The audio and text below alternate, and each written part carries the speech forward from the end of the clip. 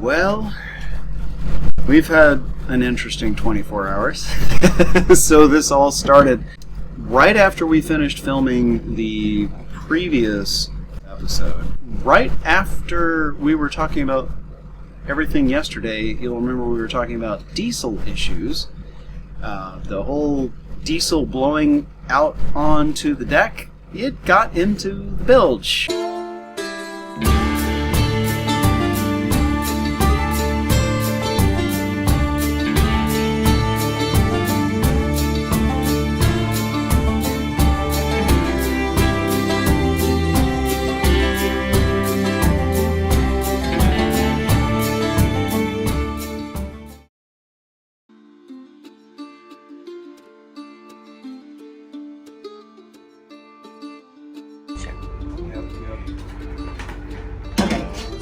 We got a pot of water, pot of soapy water. All right, we got a bunch of compartments open down here. Yeah, so I just filled this thing up with seawater 50 times and flooded these two compartments. Any sane person would say, why are you filling up your bilge with seawater? Well, that's because this bilge was filled with diesel. Explosive stuff that happened from the French fitting on the fuel dock. Well, apparently that got in here. And subsequently also got in here. A lot of it. Yeah, it was standing. It was probably, what, 2 inches of diesel standing in it? In here it smelled like a gas station. Not the best place to go to sleep. So we dumped a whole bunch of water in here and let the bilge go dump it back out. And there's the bilge. Hey, bilgey. Now the problem with diesel, as Lisa pointed out, actually you can explain it. Oh, well, it's thick, like Vaseline. So it's like water's not just going to get it out. You have to scrub. You have to scrub on it to get it out.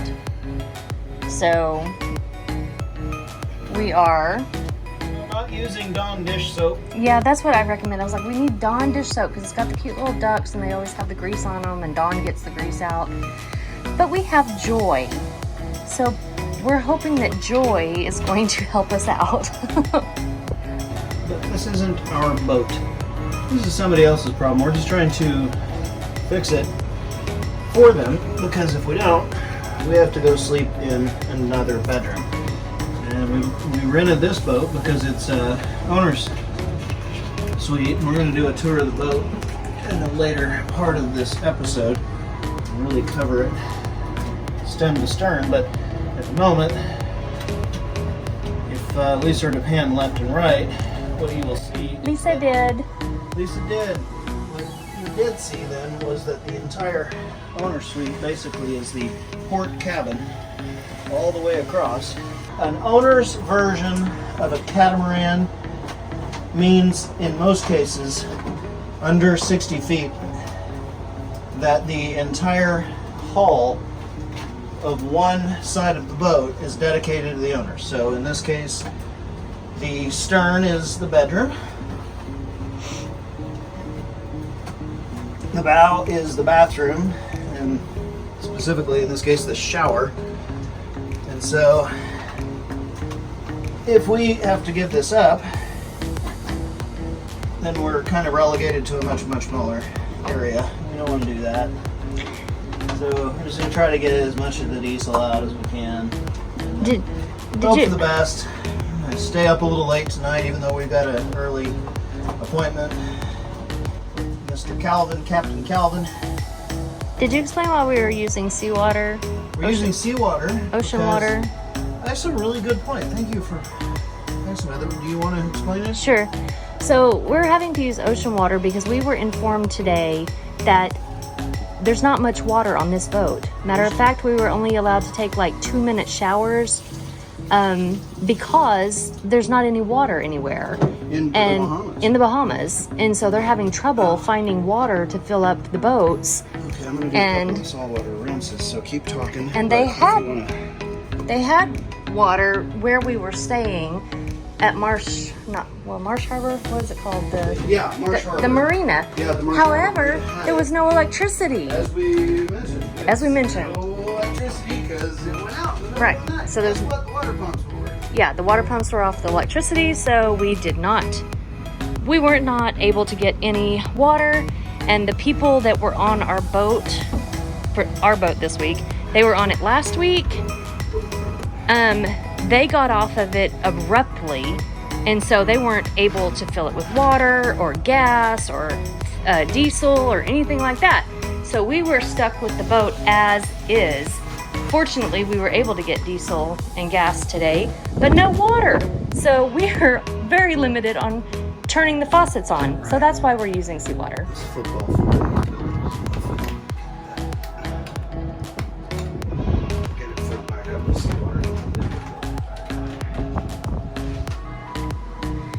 So now we watch Chris go back and forth 50 times, and I've got my little towel right here that I walk back and forth and mop the water up off of the floor.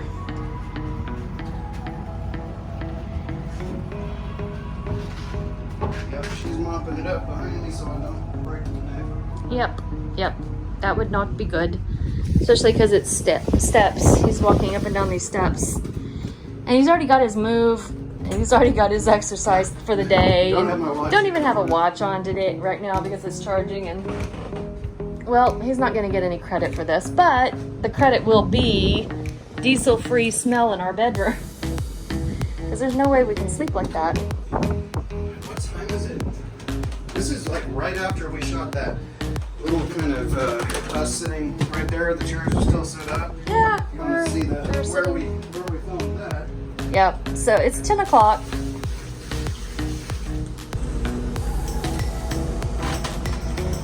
Woo, fun. I'm going to do a couple more of these and then we'll kick the bilge back on and then let it sit and air out and see if that fixes it. So we have this diesel smell right now. What we were dealing with yesterday was a glue epoxy smell. I guess new boat smell? The new boat smell, I guess. Yeah, like Chris said, it was very intense. And you can still kind of smell it on the other side, but you can't smell it on our side anymore because now it's diesel. Oh, diesel! So you were wishing that the new boat smell would go away. The new boat smell. Careful what you wish for. Yeah, be careful what you wish for. That's a good one right there, Chris. Yep, careful what you wish for. Okay, we'll do this one and then we'll kick the bilge on. We'll let her sit for a little while and see if the smell goes away.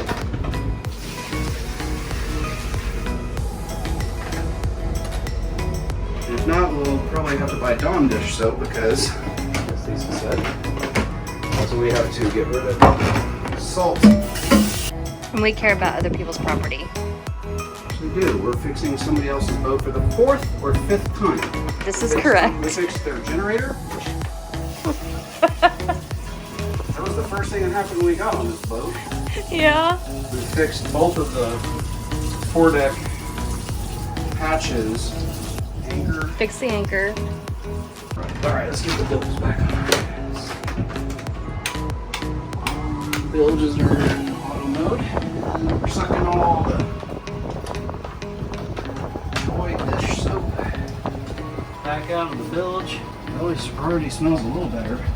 Closed all the compartments back. Got back down there, it was still really, really diesel-y. Starboard side has 2 cabins. So Lisa went over and slept over there, and I decided that I wanted to have the experience that a lot of people do out here, which is no aircon. It doesn't smell down there when all the hatches are open, so I opened everything up, shut off the air conditioner, and I slept over here.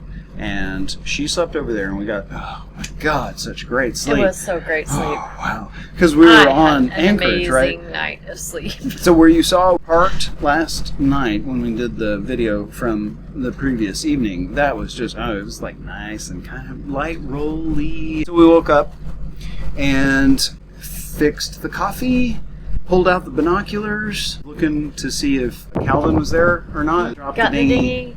Picked him up from the dinghy dock. Yep. Brought him back over. We needed to get back over to pick up Carissa and Robert, but we were kind of a ways away and not exactly going into the right direction. Got off the mooring ball, which was a hell of a lot easier than getting on to the mooring ball, as you are all We got a well video aware. for that. Yep, you saw that yesterday's video. But we got out and did some amazing sailing. It is time to leave this beautiful place for now. We are in where? Great Guana Cay. So I'm gonna bring Carissa and Robert back here, but we are heading out now. We got Captain taking off the ropes from the mooring ball. It's very windy up here. We were tacking across. We were going to try to snorkel. That didn't work out too good. I don't even know how long that sail lasted. It was about 2 hours. It's 2 hours. Yeah. But the problem is to actually get back to Marsh Harbor Marina. It was going to take probably 8 hours at the angle. We were beating into the wind the entire time.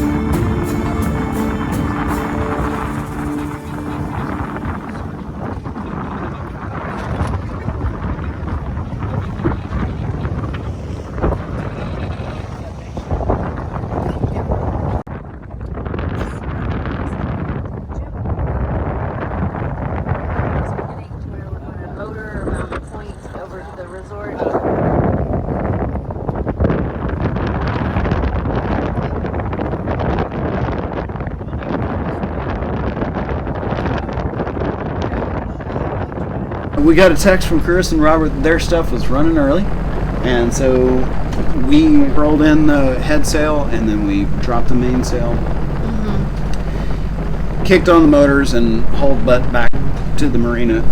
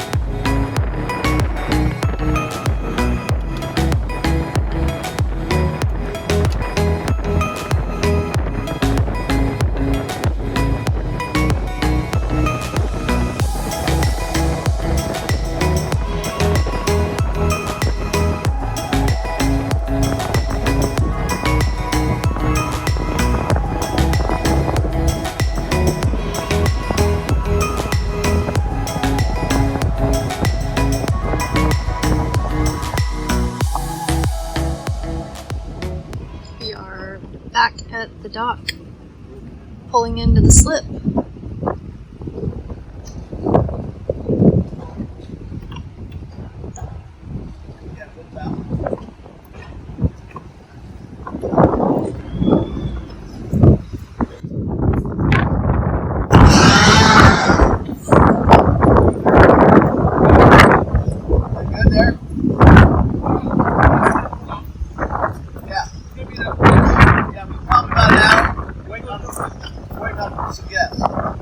Waiting for Carissa and Robert to get here. So excited. We got back to the marina.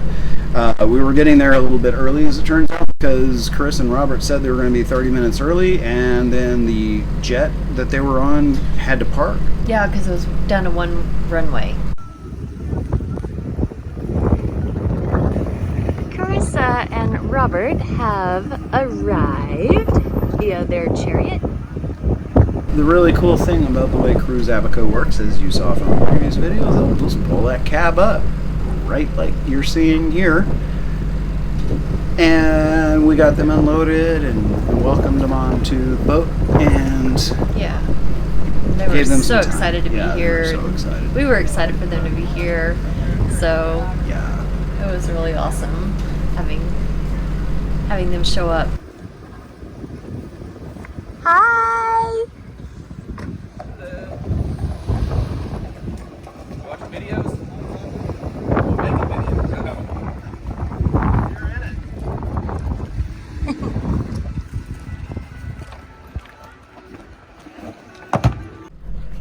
Yeah, so we gave him a little bit of time. Calvin went back to his boat for a little while, and we just let them unpack and get settled in and stuff like that. And then we took off back sailing again. So we, but immediately. Almost immediately. But the cool thing was, because Carissa and Robert were a little bit delayed, that gave us some time to work on the boat and take care of the diesel problem. Yeah, more diesel problem. So here was the solution to the diesel problem. We hope it's the solution. Calvin had a hose, and I just went through and just sprayed it off like a power sprayer, once again proving that diesel floats on top of water. But I kept thinking, if I kept it stirred up, that the bilge pump could suck it all out. We got it so sudsy and soapy down in there that you would think that'd be enough. But this boat was delivered to them by Bally, not complete. This is not Cruise Abaco's fault. This is Bally's fault. Bally, do better. So nothing against Cruise Abaco on any of these videos. These people have been amazing with this crap boat, and they have taken care of us amazingly well. So we got out, and we had a good... How long was that first? It was 2 hours. Okay, so we were out for 2 hours. We are here. Me and Robert sat up on top with Calvin, because Calvin's been awesome and is teaching me how to sail. Making about 4.5 knots. We're on a close reach. Close to a close reach.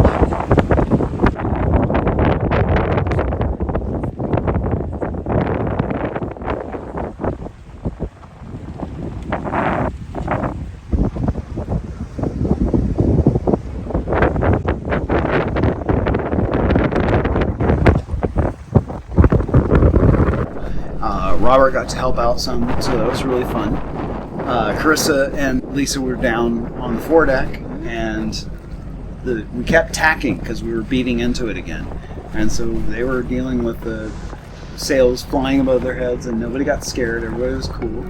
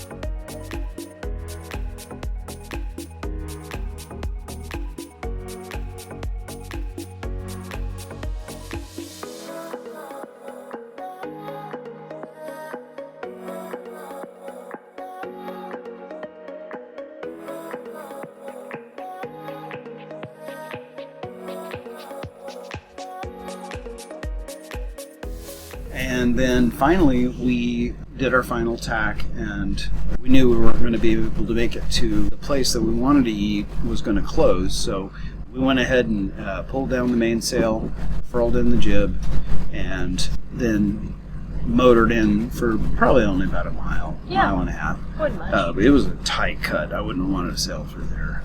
I didn't see any other sailboats going through that cut. And Calvin had some trouble getting the anchor to work, but we got it to work today very well. I ran the anchor, he ran the helm, and we managed to sort that.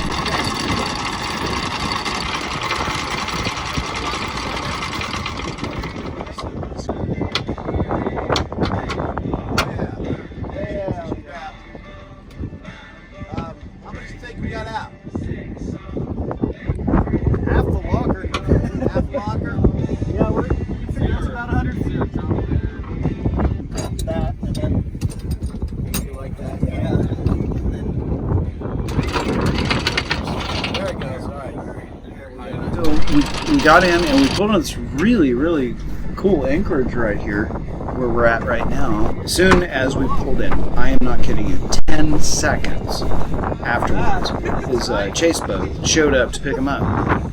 So it was like literally he did his job, he got us on anchor, and he left. We are anchored. Woo! Before we went to eat, though, and like the little bit of space time that we killed, we actually went snorkeling. They go like this. And then you don't have the drag of the propeller. I thought they were just bent. Yeah, intentionally though. Yeah.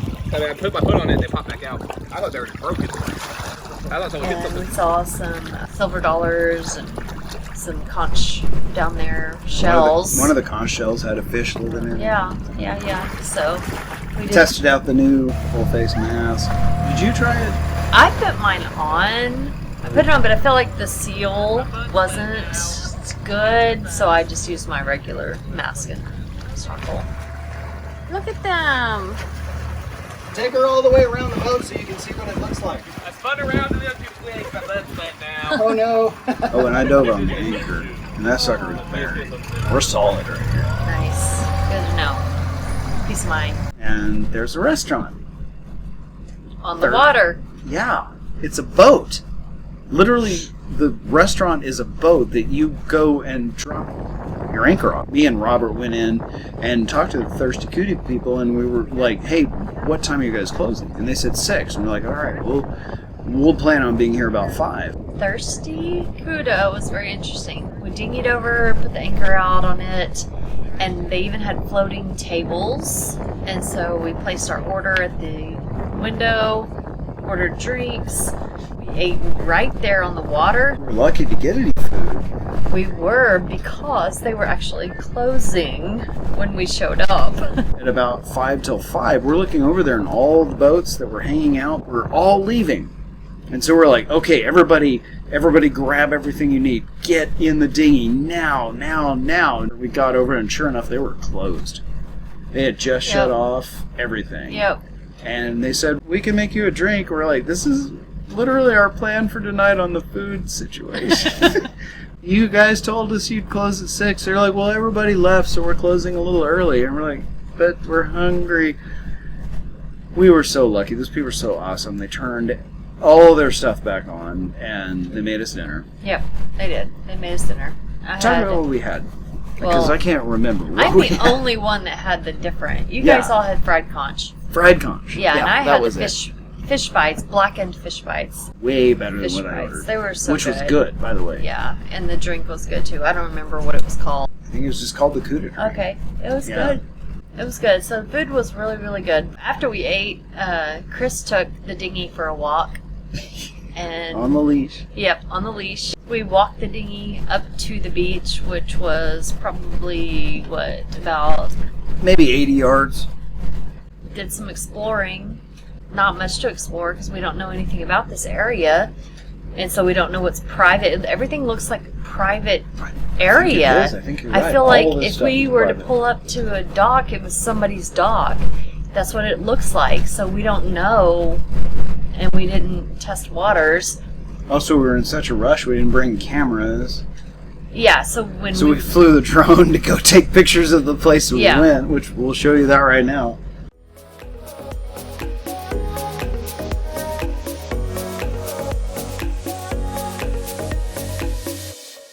So we just went on a little adventure up on the beach, and a lot of dead coral, and Yeah, they did went wash over onto to the beach. went over to the Atlantic Ocean side. side Yeah. and checked that out. But It was there really wasn't- cool. There was these huge breakers coming in and hitting that dead coral that had washed up, and it was just making 1,000 tiny waterfalls. Sorry, didn't interrupt. No, it's fine. We just didn't know what we could do here, so it was a very small adventure. And Small was the plan, because we knew that Carissa and Robert were probably going to be completely knackered. They were tired because they've been up since 2:00 this morning. Yeah, Carissa and Robert, when you saw that video, that was about 1:15, I think, and they'd been up since 2 a.m. this morning. Yeah. And They we know just how went to they bed, felt because like- we felt that way a few days ago. Right, they just went to bed 45 minutes ago. Yeah. And it's, I don't know how much time it is. Oof. It's Oof. midnight here. 12:20. It's about time for us to go to bed.